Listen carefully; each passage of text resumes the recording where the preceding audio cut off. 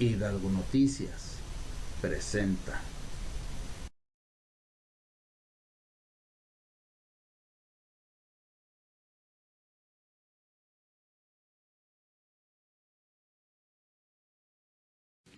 Bueno, el día de hoy le damos a conocer al pueblo de México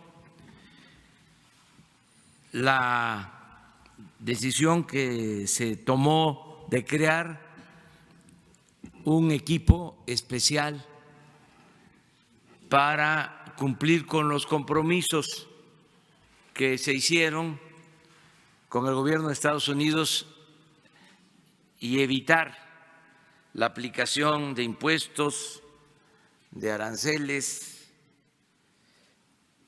de medidas unilaterales injustas que afecten al comercio con ese país. Tenemos un plazo para acreditar que es posible con desarrollo, con bienestar,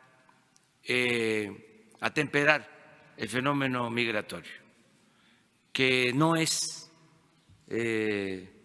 solo el uso de la fuerza la opción, la alternativa, que el problema, el fenómeno migratorio se origina por la necesidad de la gente de buscar trabajo, de buscar mejores condiciones de vida y de salir adelante. Nadie, como lo he dicho muchas veces, abandona sus pueblos por gusto, lo hace por necesidad. Entonces, eso es lo que queremos acreditar como vía de atención al fenómeno migratorio. Si los países desarrollados ayudan a los países pobres, entonces se va a poder atender el fenómeno migratorio. Si se les abandona, si se les da la espalda, si las agencias financieras internacionales no cooperan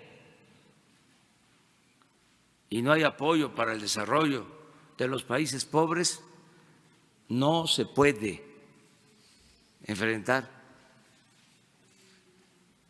el fenómeno migratorio. La manera más eficaz y más humana de enfrentar el fenómeno migratorio en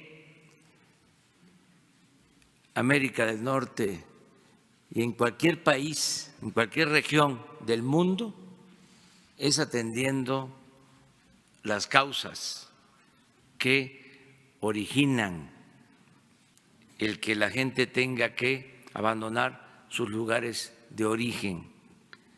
Esto no se resuelve con el uso de la fuerza, con medidas coercitivas.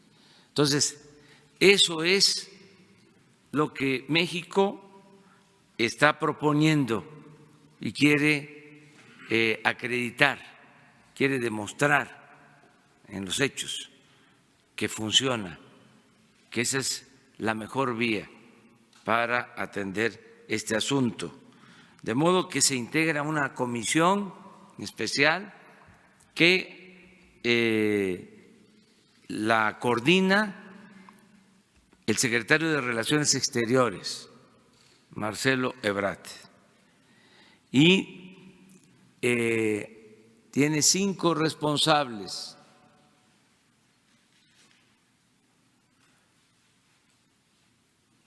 De acuerdo a las tareas que se van a llevar a cabo.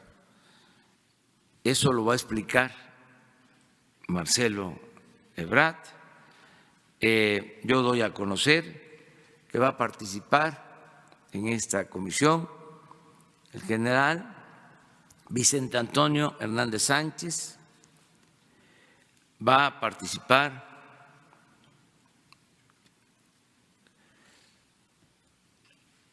para tareas de migración el licenciado Francisco Garduño Yáñez. Va a participar en esta comisión Javier May Rodríguez, subsecretario de Bienestar.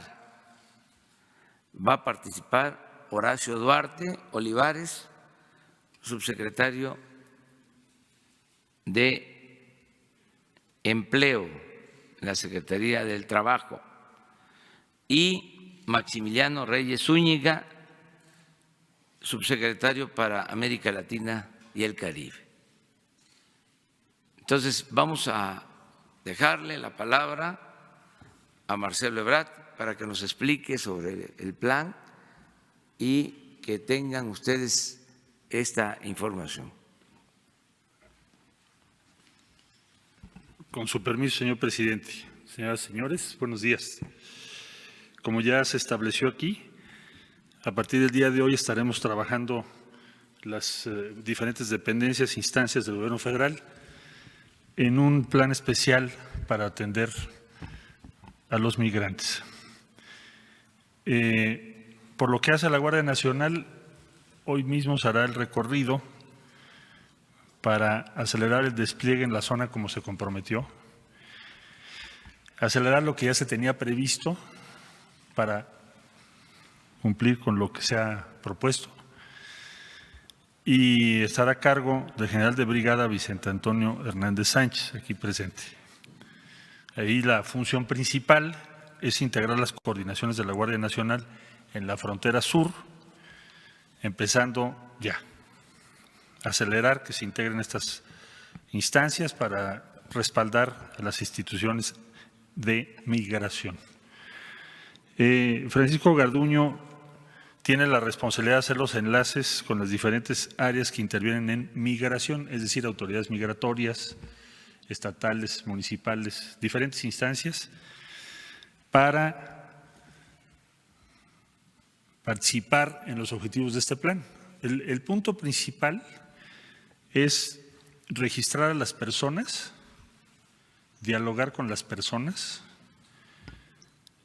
y determinar las diferentes opciones que se tienen que manejar con alguien que está en una situación de migración.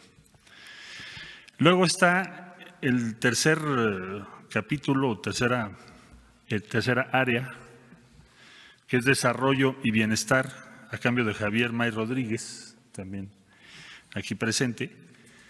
Y ahí el propósito es el desarrollo y el bienestar en la región sur del país. Los migrantes que decidan quedarse en México pues recibirán una atención correspondiente a nuestra forma y a nuestra estrategia de gobierno, es decir, de darles un trato humanitario. El siguiente equipo de trabajo, que está a cargo del licenciado Horacio Duarte, va a organizar el plan inmediato para la atención a migrantes en espera de asilo en el norte del país, porque se tienen que hacer varias gestiones y previsiones y no simplemente dejar que haya una población de migrantes esperando sus audiencias de asilo en el norte del país sin el respaldo a las autoridades locales y la participación de diferentes dependencias federales. Ahí hay que ver pues los respaldos de carácter social a las familias que hoy en día tenemos un poco más de 10,000, es el número. Si tenemos suerte en lo que estamos haciendo, pues ese número no crecerá desproporcionadamente, pero hay que prever su atención, hay que estar ahí. El siguiente equipo, relaciones con países de Centroamérica y de ayuda internacional, ¿a qué se refiere? La implementación de las acciones previstas en el Plan de Desarrollo Integral y la cooperación de los 3 países con México. En pocas palabras, que sean solidarios como nosotros somos solidarios con ellos, porque la verdad es que es un problema común. Entonces, ya se presentó también ahí el plan inmediato de acción, de manera que estaremos desde hoy en el despliegue de la Guardia Nacional comprometido, se va a cumplir ese compromiso, así como los demás, y también en el inicio de las operaciones de cada uno de los equipos que acabo de describir. Estas son las medidas que ha resuelto el señor presidente y todos estamos comprometidos para lograr este objetivo, dada la importancia que tiene para México. Ahora bien, quiero solamente subrayar algo. Me preguntaban, oiga, ¿pero qué todo esto que se está haciendo no es algo que nos está dictando Estados Unidos? Y yo les comentaba lo siguiente, Estados Unidos no es lo que quería esto, no era su plan principal. Esto es una propuesta que nosotros pusimos sobre la mesa. Y tenemos un tiempo para llevarla a cabo y demostrar que puede funcionar todo esto junto. Sí lo quisiera yo aclarar para que no lo perdamos de vista. Si simplemente se tratara de que Estados Unidos determinó unas líneas y nosotros las tenemos que seguir, pues no habría habido negociación ni nada. Entonces, el propósito de todo esto es regular el flujo migratorio de acuerdo a nuestras leyes y a los compromisos que tenemos a nivel internacional y de acuerdo a los principios que tiene este gobierno. Muchas gracias por su atención.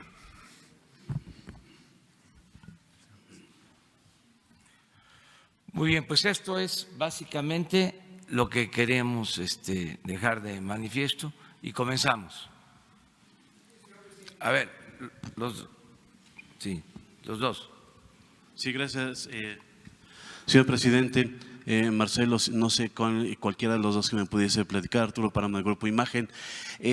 Publicamos hoy que tan solo en Ciudad Juárez se está previendo que 10,000 personas que están en El Paso a la espera del asilo sean traídas a México. De ese nivel están en cada ciudad importante de la frontera norte. ¿Hay capacidad suficiente con este equipo para que haya condiciones de habitabilidad, de vivienda, de atención a toda esta gente, eventualmente trabajo, como decían? Y en el sur hay otra situación que es las estaciones migratorias mexicanas.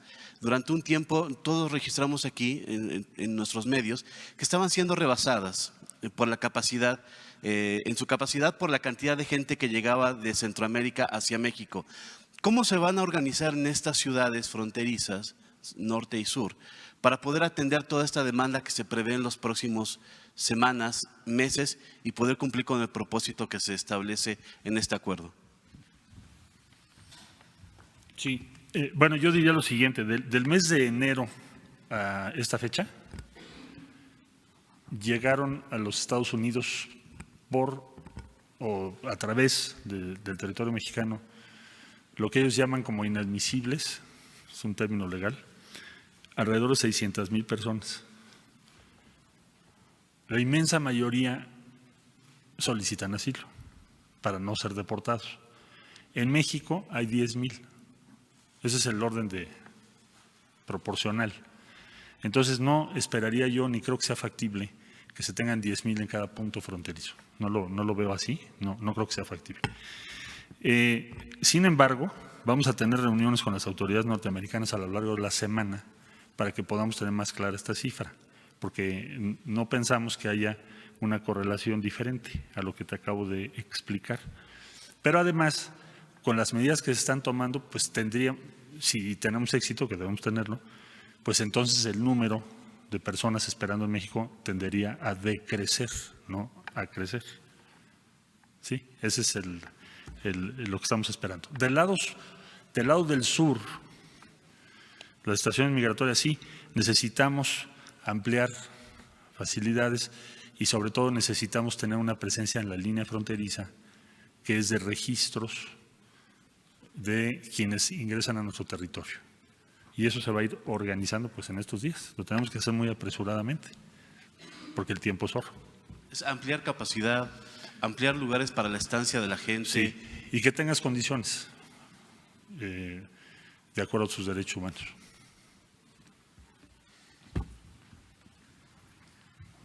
Bueno, miren, se van a Tapachula, el general y Francisco Garduño los están esperando. Nos van a disculpar, por favor, porque nada más los dos. Y aquí nos quedamos nosotros a representarlos. A ver, quedamos acá. Señor presidente, su homólogo de la Cámara de Diputados, Porfirio Muñoz Ledo, habló de una política de doble rasero, un trato injusto hacia el sur. ¿Qué piensa usted de eso, los que cruzan del sur al norte del Suchiate? Por un lado, y para el canciller, señor canciller Federico Alamón de ABC Radio, si usted descarta que este programa esté inscrito en lo que John Kelly, el exsecretario de Seguridad Interior, cuando fue comandante, el titular del Comando Sur, habló de contener a la inmigración desde el Suchiate.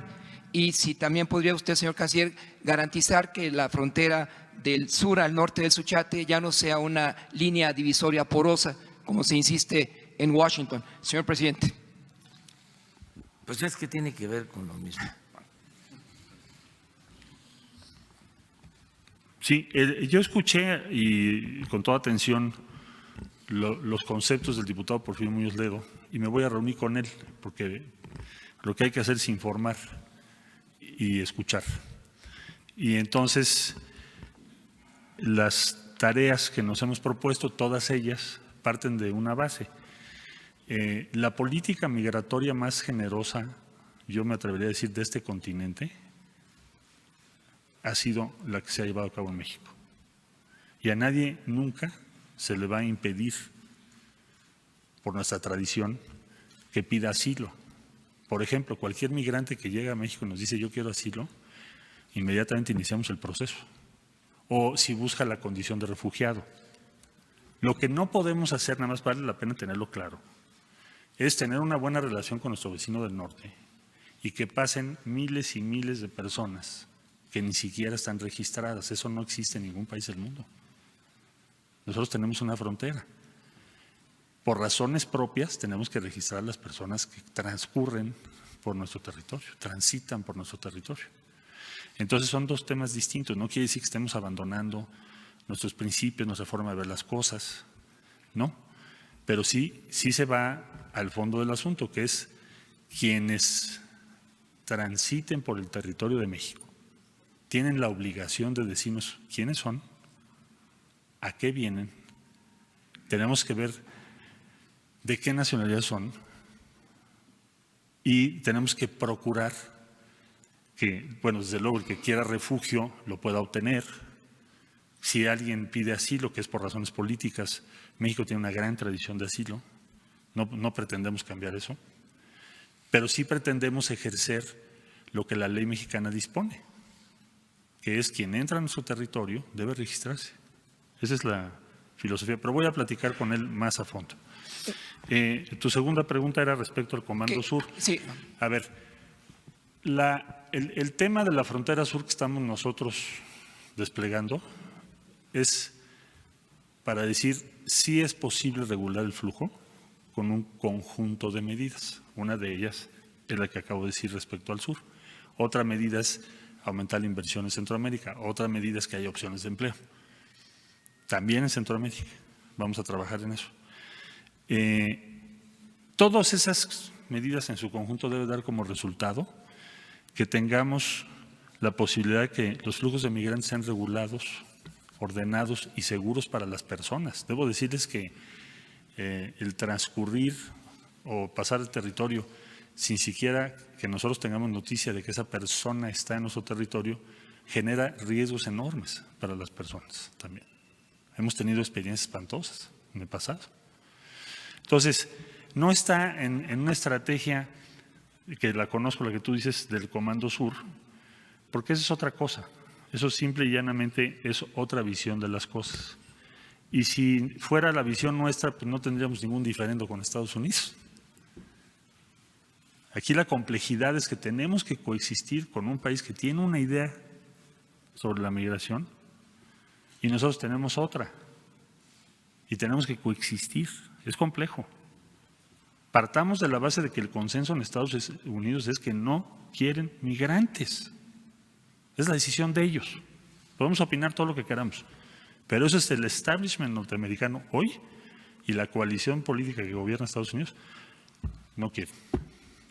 Entonces, lo único que estamos tratando de hacer es diseñar un sistema que nos permita coexistir con ideas diferentes. Finalmente, señor canciller, entonces para Centroamérica su visión como la del señor presidente sería aplicar un plan Marshall para la reconstrucción de Hemos aquella. insistido en ello, presentamos, como ya lo hemos referido, aquí mismo se presentó el plan de desarrollo integral. Se reitera en el comunicado conjunto que dimos a conocer el día viernes, es el punto número 4, para nosotros muy valioso, que en pocas palabras lo que quiere decir es que, bueno, si estas cosas funcionan, ¿qué es lo que se gana por parte de México? Bueno, además de que no haya una guerra comercial, que ya es suyo es muy importante. ¿Qué es lo que se gana? Que los países de Centroamérica sean respaldados, pero más que los países, las personas que están decidiendo migrar lo están haciendo por pobreza, principalmente, que sean apoyadas, que tengan alguna alternativa de empleo. Eso es lo que estamos luchando. ¿Es sobre esto mismo? Bueno,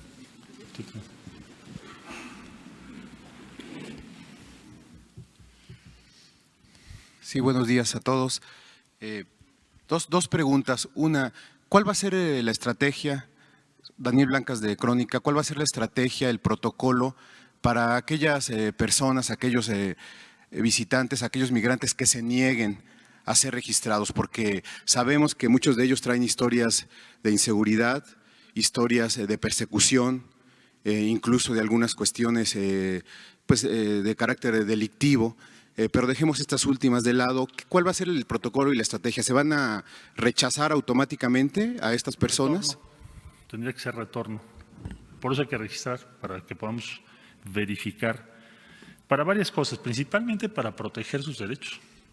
Porque una persona que no registra está sujeta a todo tipo de arbitrariedades. Y segundo, para los casos que siempre son la minoría, en donde tienes algún antecedente delictivo, retornarlos a sus países de origen. Y ahí no solo me refiero a los hermanos de Centroamérica. Estamos hablando de África, de varios países del África, del Medio Oriente. Estamos hablando de países del Caribe, hermanos del Caribe, pero extracontinentales, pues cada vez más. Acaba de haber incluso una operación organizada por la Fiscalía General de la República donde encontraron domicilios con personas de la India, con todo un sistema para traerlos a México y luego llevarlos a Estados Unidos. Entonces, simple y llanamente para responder, el fenómeno de registro y de presencia lo que hace es que podamos empezar a regular y confrontar lo que el anonimato permite, que en muchos casos son ese tipo de personalidades como las que tú señalas. Si hay una frontera abierta donde yo puedo pasar, pues me voy a México, pero son la minoría, y una minoría pequeña. La mayoría no vemos que hayan tenido o tengan antecedentes. Porque incluso hemos constatado que hay muchos niños, adolescentes, jóvenes que incluso huyen de sus países porque Sí. pues son presionados por bandas delincuenciales para incorporarse a ellas, ¿no? Eso es otra cosa, sí. Ese es el que está buscando refugio por la situación de inseguridad. Pero entonces hay que pedir refugio en México. Y está abierto el camino. Hay que fortalecer a Comar ahí. Por favor. Bueno, yo tenía otra pregunta. Es que es nada más una, ¿no? ¿O son varias? Solo una. Porque si no, otros compañeros… Yo les pedía una sola, cada quien, para que… Iba a preguntar usted, por favor. Canciller, la primera pregunta, bueno, nada más me son voy a dejar varias. una, pero tenía dos. Una nada más. La primera es, ¿en algún momento el gobierno de México, para evitar que se vean rebasados por estas solicitudes de asilo y de refugio, se ha pensado en establecer un mecanismo como la Convención del Estatuto de Refugiados que sucede en la Unión Europea para establecer un límite máximo de cuántas personas es capaz el gobierno de recibir y garantizar estos servicios Sí, de salud? Absolutamente. Una de las tareas que tiene el subsecretario Reyes es preparar lo que sería una iniciativa de sistema de gestión migratoria regional. Sistema de gestión migratoria regional. ¿A qué nos referimos? Que todos los países que estamos involucrados, cada quien tome una responsabilidad, porque a México llegan de muchos países y México no puede tomar todas las responsabilidades, tiene que ser compartida. Pero eso es otra historia que les iremos informando qué avances tenemos, pero ese es el objetivo. A ver, de este lado, usted quiere preguntar.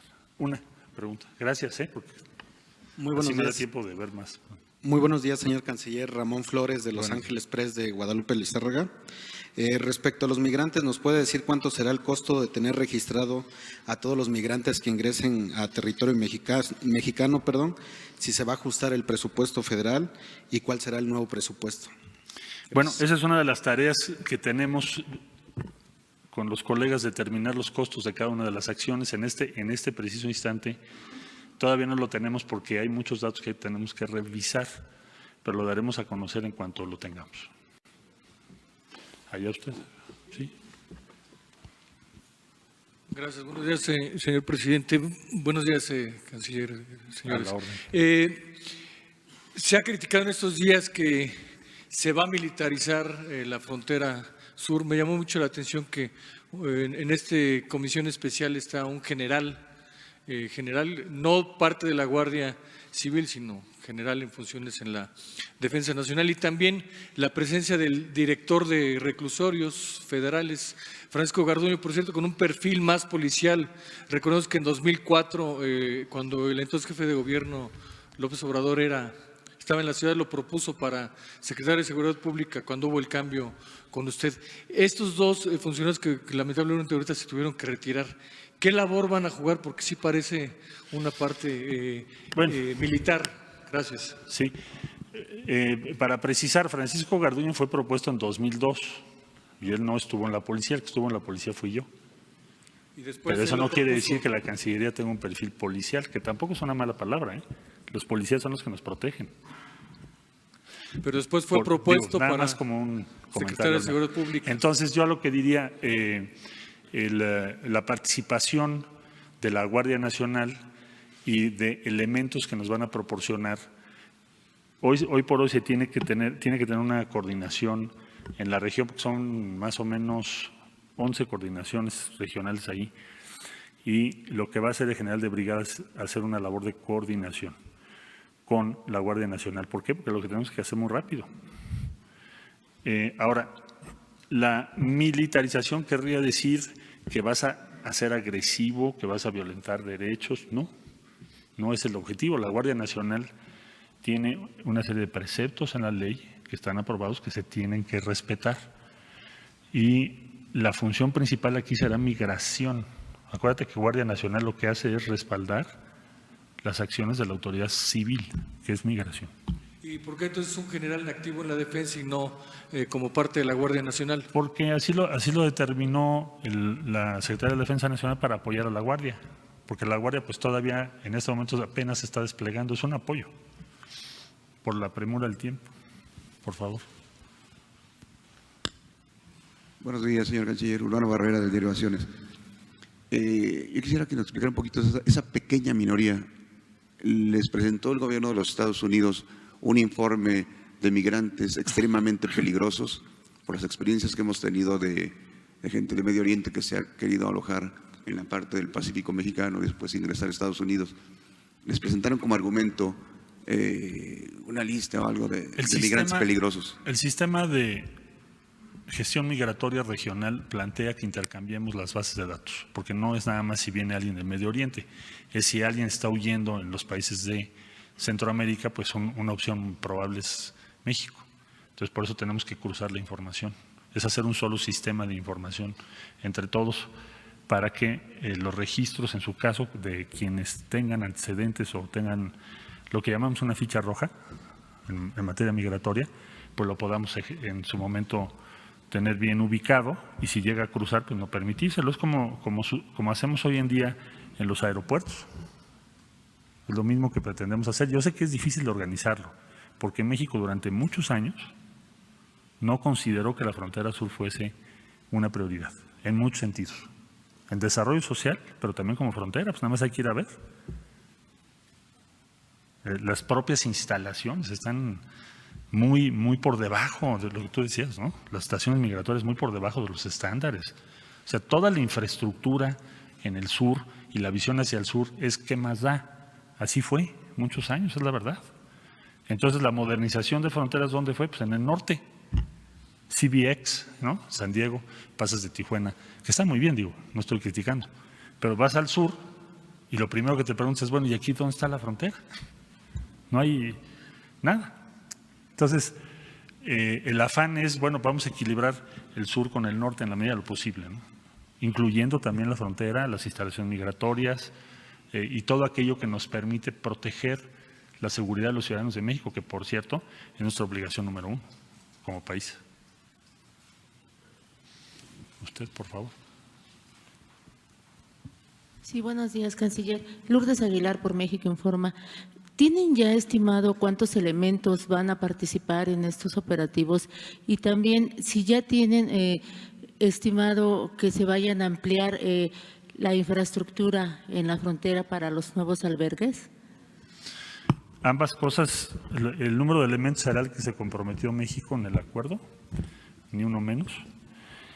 Y en lo que hace a los albergues y las instalaciones físicas vamos a tener que hacer ahorita instalaciones provisionales, pero más adelante vamos a presentar, si el señor presidente así lo autoriza, el plan de cómo se va a organizar la frontera, porque en realidad es un esfuerzo muy grande el que se tiene que hacer, no solo físico, sino de gestión gubernamental. Tiene que haber una presencia diferente del Estado mexicano en el sur, porque el sur también importa. Ahora tenemos un conflicto migratorio, pero importa permanentemente para México.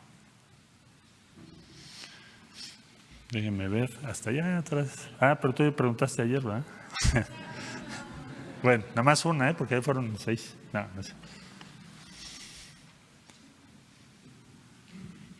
Sí, buenos días. Me queda duda sobre cuántos migrantes realmente podría esperar México que recibir que estén solicitando asilo en los Estados Unidos. Ayer revisábamos las cifras que tiene Estados Unidos oficiales y decía que tenía tan solo en el año 2018 las peticiones creíbles de asilo eran 92,959.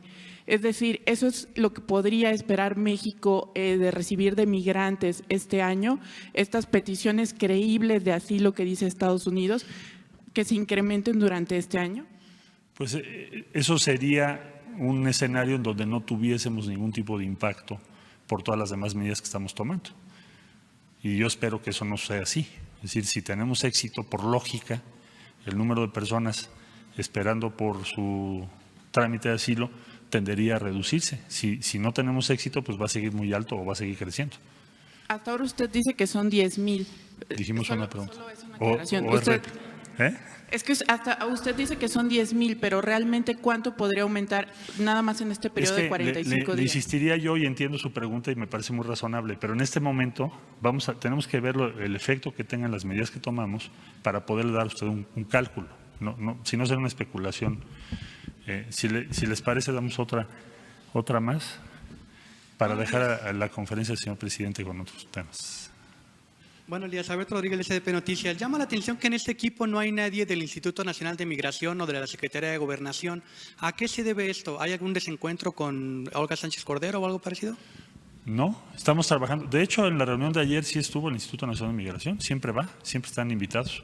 El Instituto Nacional de Migración es una de las dependencias que van a participar. De hecho, no se podría llevar a cabo este programa sin el Instituto Nacional de Migración.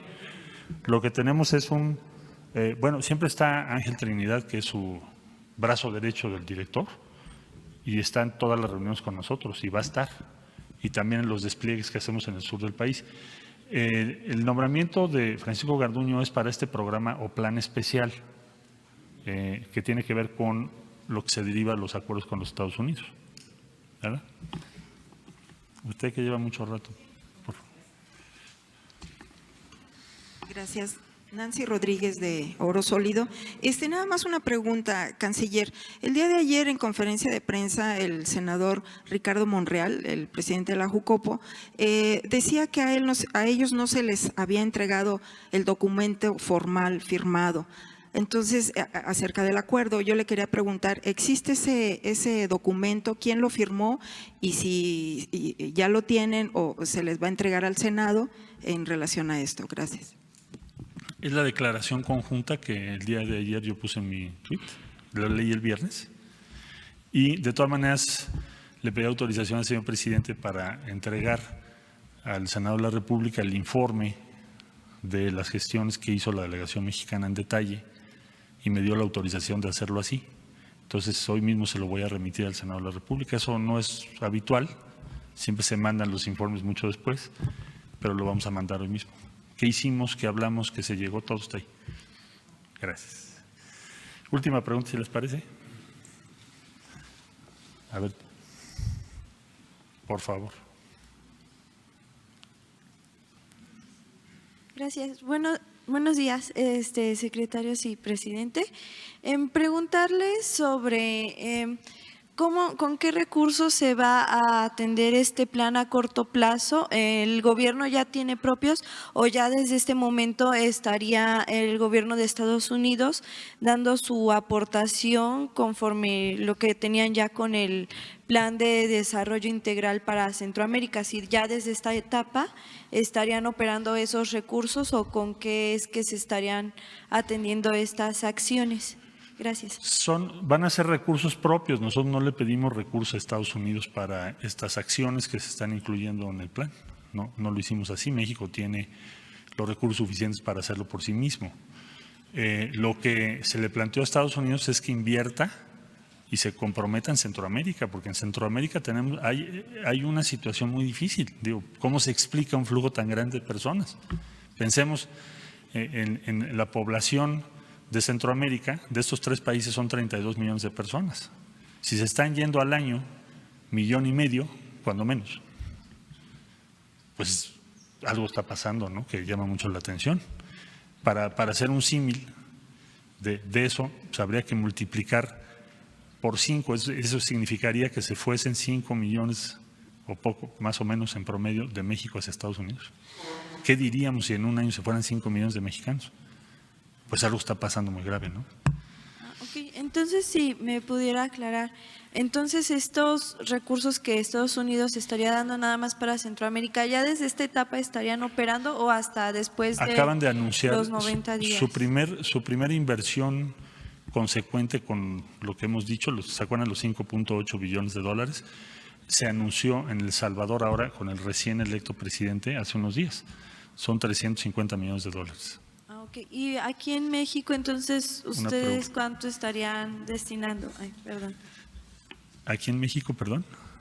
Sí, ahorita entonces los recursos para este plan a corto plazo, ¿cuánto sería? Los recursos son propios y comentaba yo hace un momento que vamos a determinar, por ejemplo, el licenciado Duarte va a Frontera Norte, va a revisar y ahí va a determinar qué es lo que se requiere. Y ahí ya podremos decir, ok, el costo de tener a personas esperando en México es para México. Lo vamos a ir informando, no se preocupen. Si les parece la última pregunta ahí atrás. Dale. 3. 3. Entonces 3. 3, muy bien. Buenos días, canciller. El gobierno estadounidense habla.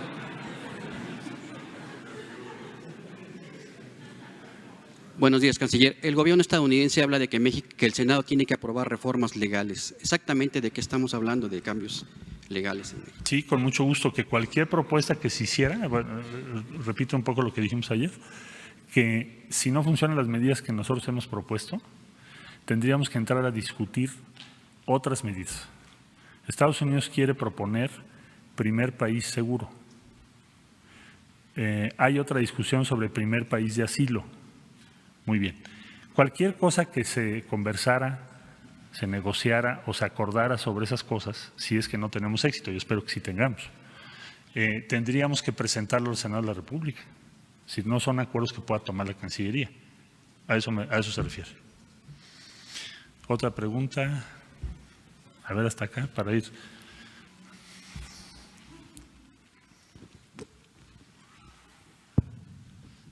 Muy buenos días, canciller. Rafael Herrera, corresponsal de Sin Censura con Vicente Serrano.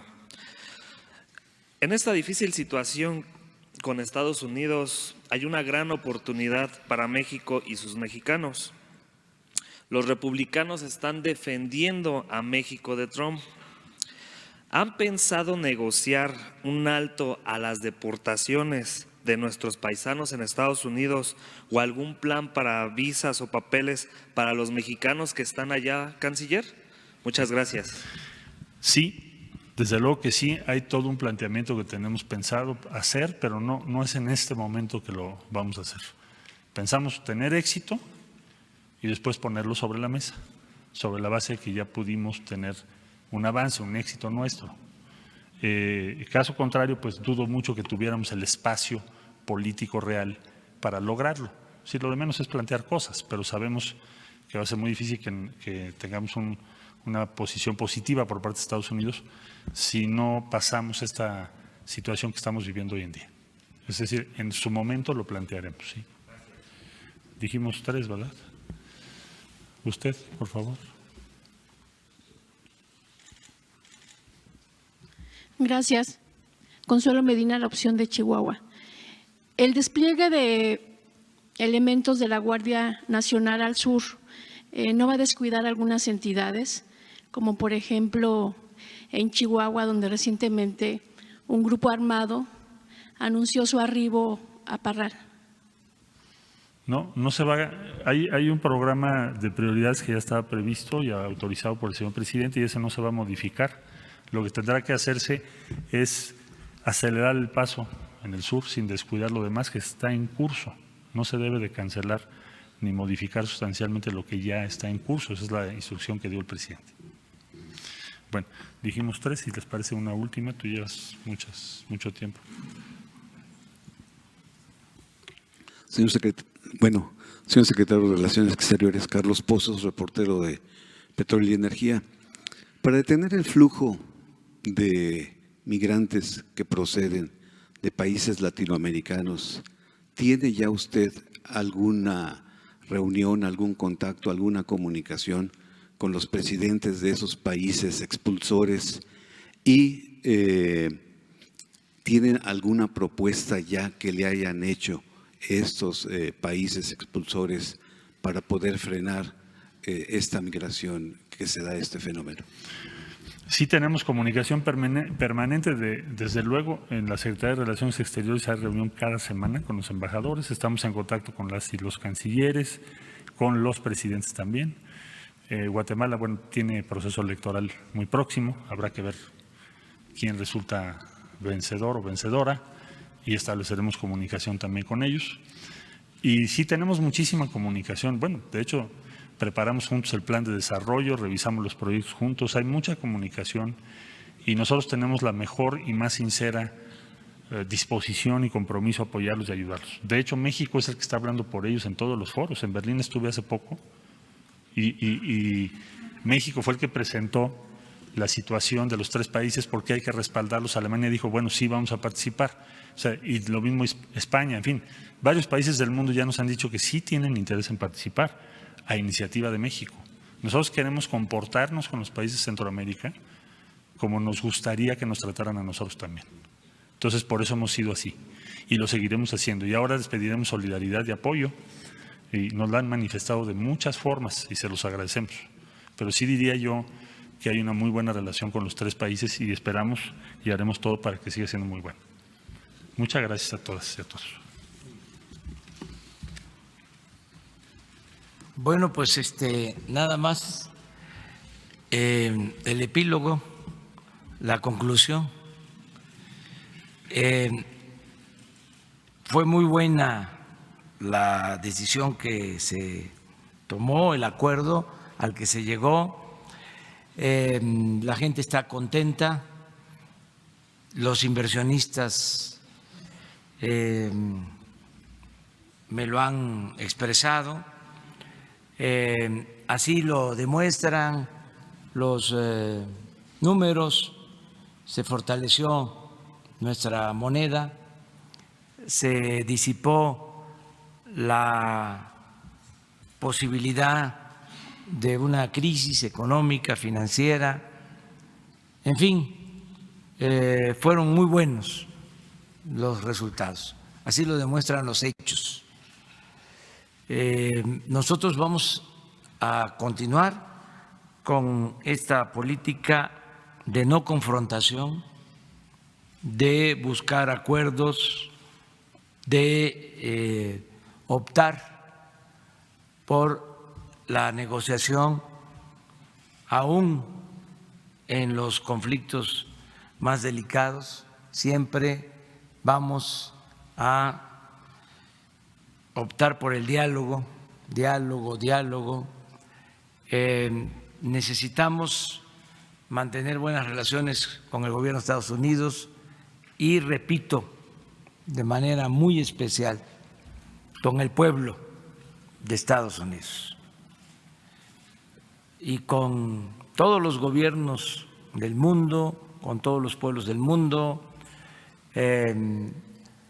Tenemos también que fortalecer nuestro mercado interno,